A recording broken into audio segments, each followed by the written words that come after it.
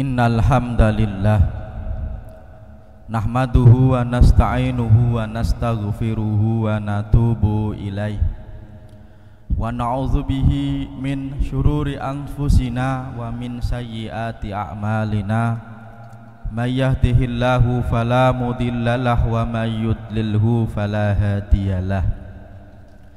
Asyhadu an la ilaha illallah wahdahu la syarikalah wa asyhadu anna Muhammadan abduhu wa rasuluhu wa safiyuhu la nabiyya ba'dah alladzi ballaghar risalah wa addal amanah wa nasahal ummah wa jahada fillahi haqqa jihadihi hatta atahul yakin sallallahu alaihi wa ala alihi wa ashabihi wa man sara ala nahjihi ila yaumiddin.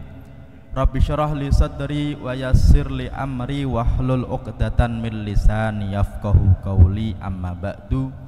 Fa ya ibadallah, innallaha qad qala fi kitabihil aziz wa huwa astaqul qailin a'udzubillahi minasyaitonir rajim. Ya ayyuhalladzina amanu taqullaha haqqa tuqatih wa la tamutunna illa wa antum muslimun.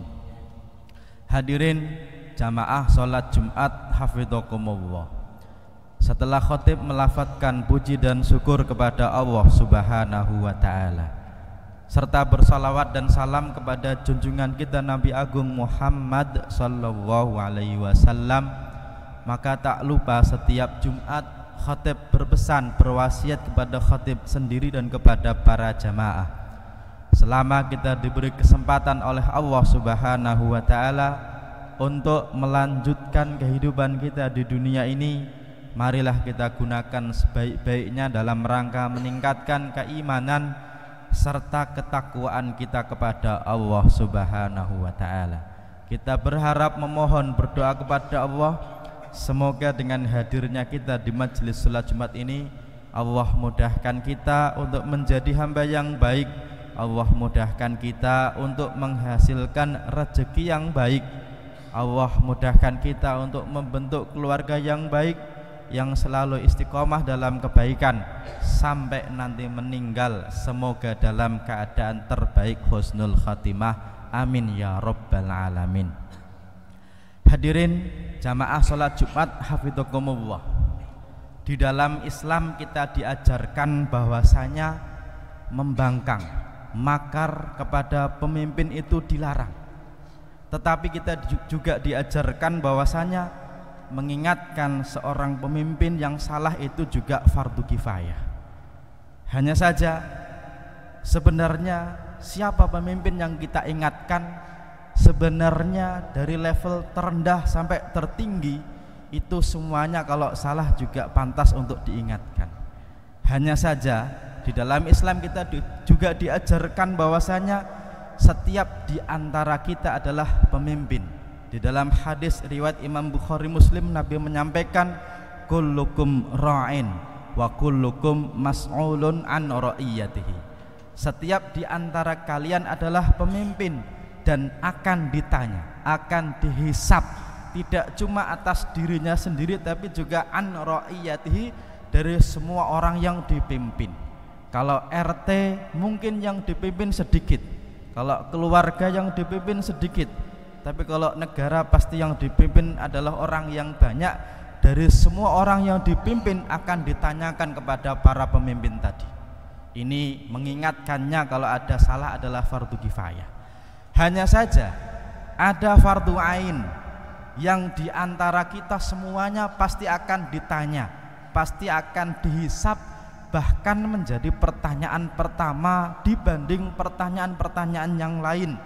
Dalam riwayat Imam Abu Dawud, Nabi menyampaikan bahwasanya inna awwala ma yuhasabu bihil abdu yaumul qiyamati as-shalah. Yang pertama ditanya dari seorang hamba di hari kiamat yaitu tentang sholat. Dan ini tidak cuma sekedar fardu kifayah tapi fardu ain, tidak cuma ditanyakan tapi ditanyakan pertama kali.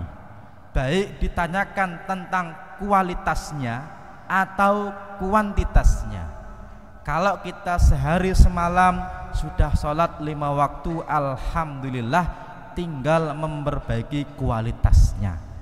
Tapi kalau sehari semalam kok belum 5 waktu, masih sewaktu-waktu, maka ketika nanti di hari kiamat kok pengen masuk surga, maka pertanyaan pertamanya adalah coba lihat dulu zuhurnya sudah full atau belum. Jangan-jangan malah baru makan di kantin. Apakah zuhurnya, asarnya sudah selesai atau belum? Jangan-jangan masih di kantor. Maghribnya bagaimana? Jangan-jangan di jalan. Isaknya jangan-jangan kecapean. Subuhnya jangan-jangan masih tidur.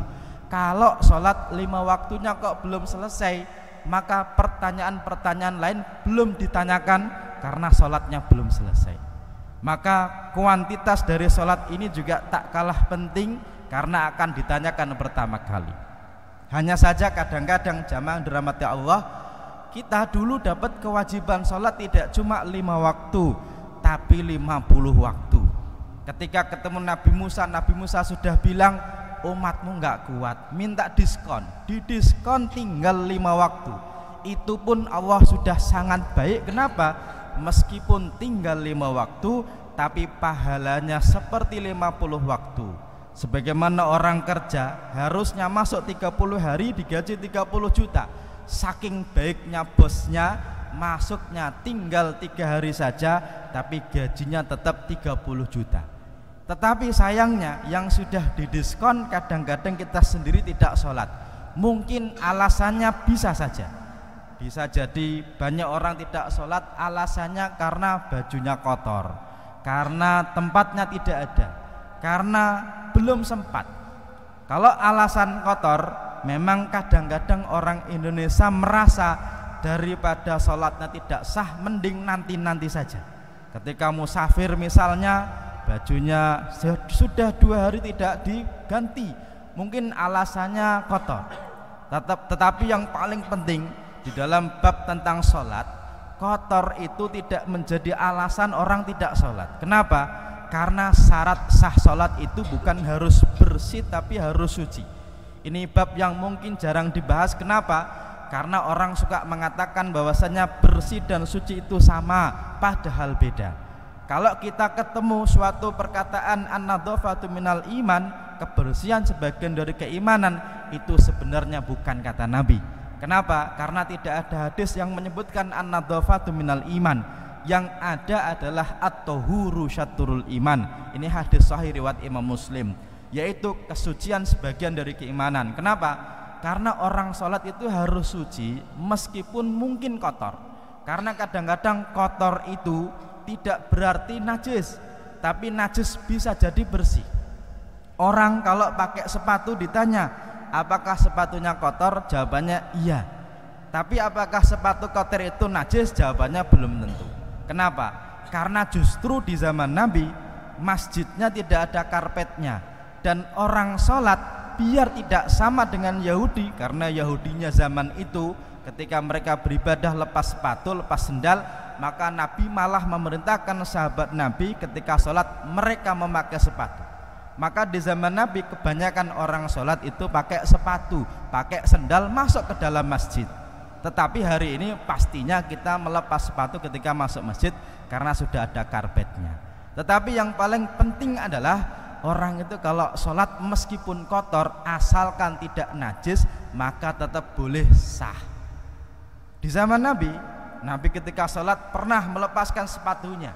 Alasannya kenapa? Karena ternyata ketika Nabi sholat, Jibril bilang kalau di bawah sepatunya ada najisnya, maka Nabi lepaskan.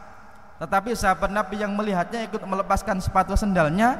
Setelah selesai sholat, Nabi bertanya, kenapa kalian lepas sendal? Jawabannya, saya melihat engkau lepas sendal maka kita melepaskannya. Nabi menyebutkan, enggak, tadi ada kotoran najisnya, maka Jibril memerintahkan untuk melepaskannya. Jika kalian masuk ke masjid memakai sepatu sendal, kok ternyata melihat kotoran najis di bawah sepatunya, maka Nabi memerintahkannya tidak untuk melepaskannya, malah suruh menggosok-gosokkan ke tanah, setelah itu pakai saja.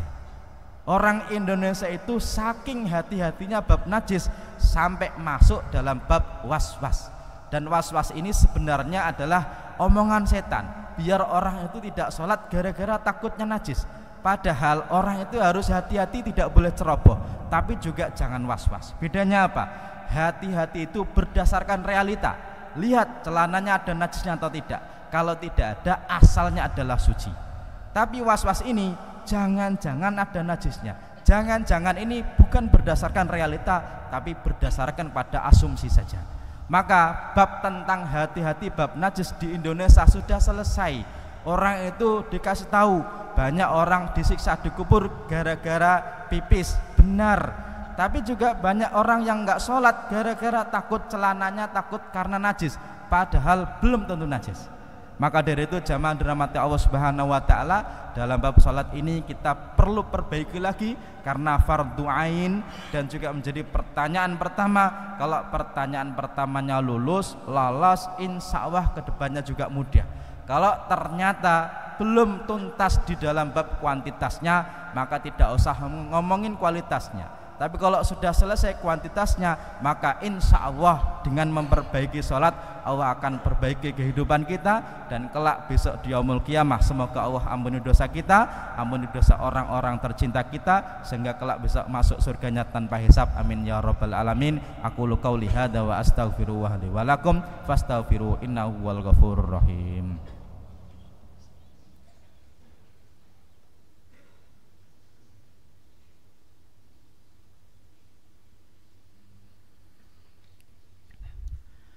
Alhamdulillahi hamdan katsiran thayyiban mubarakan fi, salatan wa salaman daimaini mutalazimaini ala habibina wa syafi'ina wa qurrati a'yunina nabiyyina wa maulana Muhammad wa ala alihi wa ashabihi wa man sara ala nahjihi ila yaumiddin. Rabbi syrah li sadri wa yassir li amri wahlul 'uqdatan min lisani yafqahu qawli. Amma ba'du. Faya ibadallah, innallaha qad qala fi kitabihil aziz wa huwa astaqul qailin a'udzubillahi minasyaitonir rajim. Bismillahirrahmanirrahim. Wal asri innal insana lafi khusrin illal ladzina amanu wa amilus solihati wa tawasaw bil haqqi wa tawasaw bis sabr. Wa qala aidan innallaha wa malaikatahu yusalluna 'alan nabi ya ayyuhalladzina amanu sallu 'alaihi wa sallimu taslima. Allahumma fassalli wa sallim ala nabiyyina wa maulana Muhammad wa ala ali Muhammad kama sallaita ala Ibrahim wa ala ali Ibrahim wa barik ala Muhammad wa ala ali Muhammad kama barakta ala Ibrahim wa ala ali Ibrahim fil alamin innaka Hamidum Majid. Allahumma ardallahumma an sadatina Abi Bakar wa Umar wa Uthman wa Ali wa an sairi ashabihi ajmain. Allahumma ighfir lil mu'minina wal mu'minat wal muslimina wal muslimat al ahya'i minhum wal amwat. Allahumma aizzal islam wal muslimin wa adilla syirka wal musyrikin. Rabbana zalamna anfusana wa illam taghfir lana wa tarhamna lanakunanna minal khasirin. Rabbana ighfir lana wa li ikhwanina alladhina sabaquna bil iman wa la taj'al fi qulubina ghillan lil ladzina amanu rabbana innaka ra'ufur rahim. Rabbana hab lana min azwajina wa dhurriyyatina qurrata a'yun waj'alna lil muttaqina imama. Rabbana atina min ladunka rahmatan wa hayyi' lana min amrina rasyada. Rabbana atina fid dunya hasanah wa fil akhirati hasanah wa qina azabannar. Subhana rabbika rabbil izzati amma yasifun wa salamun alal mursalin walhamdulillahi rabbil alamin. Ibadallah, innallaha ya'muru bil adli wal ihsan wa ita'idzil qurba wa yanha 'anil fahsya'i wal munkari wal baghi ya'idukum la'allakum tadhakkarun washkuru wadhkuru akbar wa la dzikrullahi akbar. Aqimissalah.